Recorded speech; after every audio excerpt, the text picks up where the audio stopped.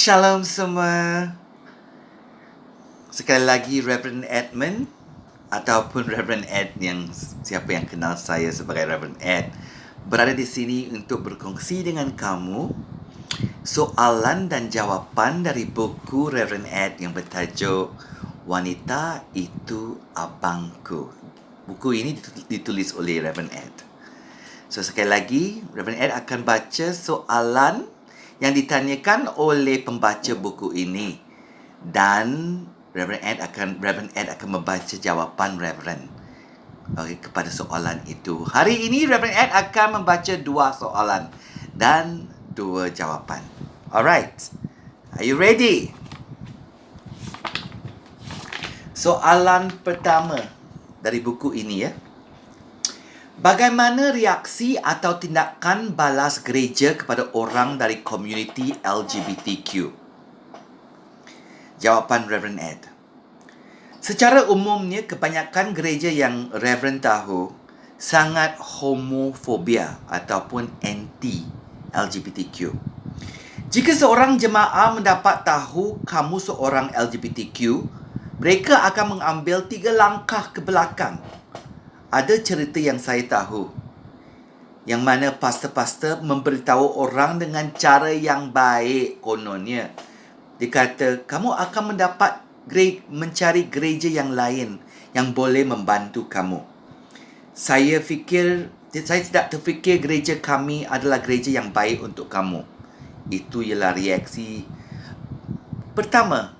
Okay, bila pastor-pastor yang tidak mempunyai pengetahuan tentang subjek LGBTQ. Ini berlaku kepada beberapa orang yang bekerja bersama-sama dalam pelayanan saya. Cerita benar ya? Izinkan saya menceritakan kisah benar seorang adik.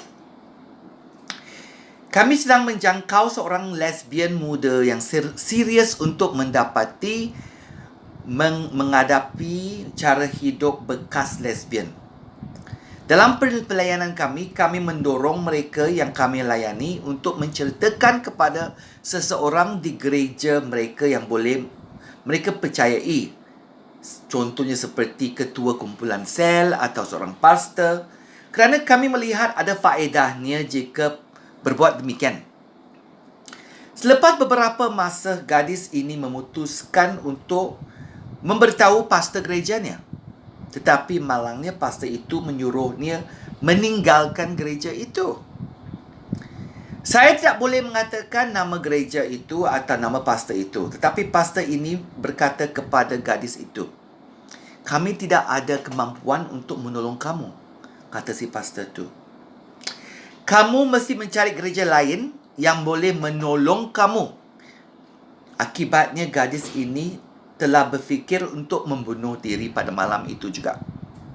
Syukur kepada Tuhan, sebelum dia cuba membunuh diri, dia menelefon salah seorang kaunselor kami dari RLM ya, yang dapat memujuknya.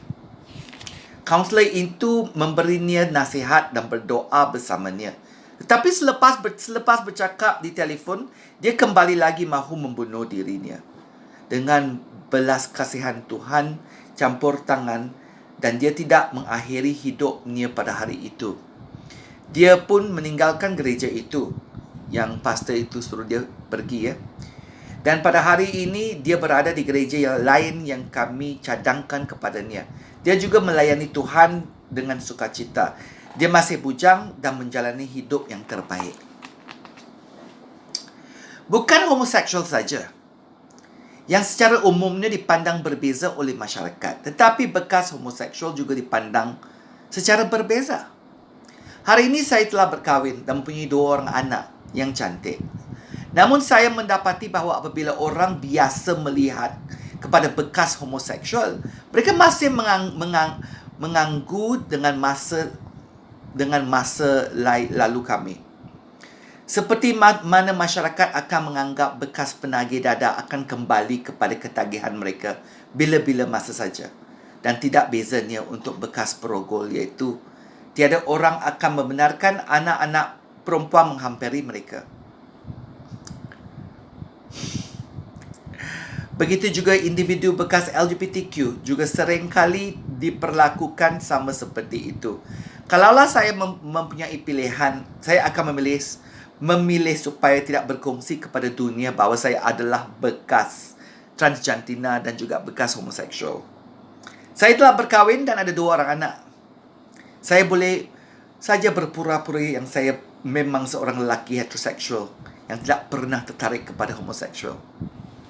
Tetapi mengapakah Reverend Ed menceritakan kehidupan dahulu kepada seluruh dunia? Mengapa? Kerana dunia perlu dengar testimoni seperti ini. Testimoni bekas LGBTQ memberi harapan dan memberitahu dunia ini bahawa di dalam Yesus Kristus apa-apa pun mukjizat boleh berlaku. Amin. Okey, soalan yang kedua untuk hari ini ya. Adakah kamu fikir itulah sebabnya ramai bekas LGBTQ yang enggan berkongsi kesaksian mereka? Kerana setelah mereka berkongsi, tiba-tiba mereka berasa distigma. Sebenarnya gereja adalah tempat mereka seharusnya menerima kasih sayang dan sokongan. Tempat mereka berkongsi kesaksian mereka secara terbuka tanpa dihakimi. Apakah pandangan kamu, Reverend Ed, mengenai perkara ini? Yang itu soalan dia ya. Sekarang jawapan Reverend Ed untuk soalan itu. Memang betul, untuk makluman kamu, ada beribu-ribu bekas LGBTQ yang menjalani kehidupan sebagai pemenang pada hari ini. Malangnya di Malaysia misalnya, kamu boleh mengira dengan jejari kamu jumlah orang yang memberi kesaksian tentang perkara baik yang Tuhan sedang lakukan dalam hidup mereka. Ramai yang tidak mahu berkongsi kesaksian mereka atau atas alasan yang baru saya nyatakan itu. Salah satu keinginan saya adalah untuk betul-betul bertemu dengan bekas LGBTQ untuk mendorong mereka memberi kesaksian. Puji Tuhan, satu tahap tertentu saya akan berjaya mencapainya. Amin. Saya faham ini sukar bagi mereka. Saya tahu betapa sukarnya bagi saya memberi kesaksian. Kali pertama Reverend Ed memberi kesaksian adalah dalam tahun 1999 dan itu adalah permulaan pelayanan ini ya. Dalam bahasa Inggeris pelayanan saya bernama She Is My Brother, SIMB ya, dan Real Love Ministry, RLM.